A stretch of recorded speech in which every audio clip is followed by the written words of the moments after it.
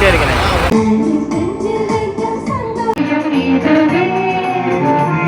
மதுரை பழைய பொய்யவர் பாளையம் ரோட்டில் அமைந்துள்ள அந்தனார் கோவில் தெருவில் அமைந்திருக்கு. எங்களுடைய ஆலயம் வந்து பிரிட்டிஷார் காலத்திலேருந்து இங்கே வந்து செயல்பட்டுக்கிட்டு வருது.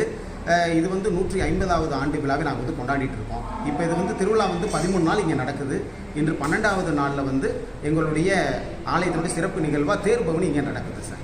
எந்தெந்த ஊரில் வந்து கலந்துக்கிறாங்க சார்? இந்த இதுக்கு வந்து பார்த்தோம்னா மதுரையிலேருந்து சென்னை, அப்புறமேட்டு கோயம்புத்தூர், வேறு திருப்பூர், வேறு இந்த பக்கம் சிவகங்கை மாவட்டம், இந்த மாதிரி பகுதியிலிருந்து மக்கள் வந்து இங்கே வந்து கலந்துக்கிறாங்க. ஏன்னா சென்னையிலேருந்து கலந்துக்கிறாங்க.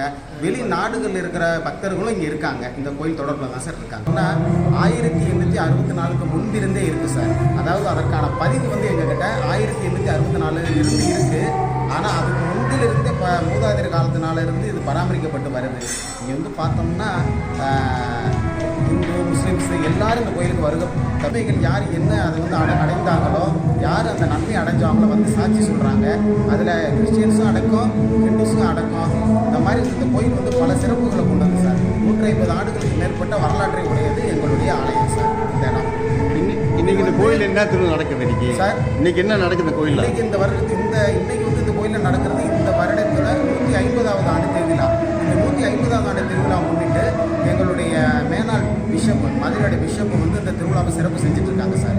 அவங்க வந்து ஒரு கோல்டன் ஜூபிலி, சில்வர் ஜூபிலி இப்படி தான் வந்து அட்டன் பண்ணுவாங்க.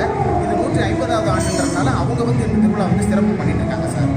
இந்த தேர் பவனி எங்கே கிளம்பி எங்கே முடியுது? எங்களுடைய தேர் பவனி வந்து இந்த கோயிலுடைய ஆலய வளாகத்திலிருந்து தொடங்கி அந்த பழைய கோயில் பாளையத்தில் திரும்பி நம்ம பாலரங்கபுரம் வழியாக உள்ளே நுழைஞ்சு திரும்பவும் இந்த சுற்றுப்பகுதியிலேயே காமராஜபுரம் பாலரங்கபுரம் வழியாக வெளியே வந்து திரும்ப பழைய கோயில் பாலம் வழியாகவே திரும்ப பயணித்து இந்த கோயிலை வந்து அடையும் சார்.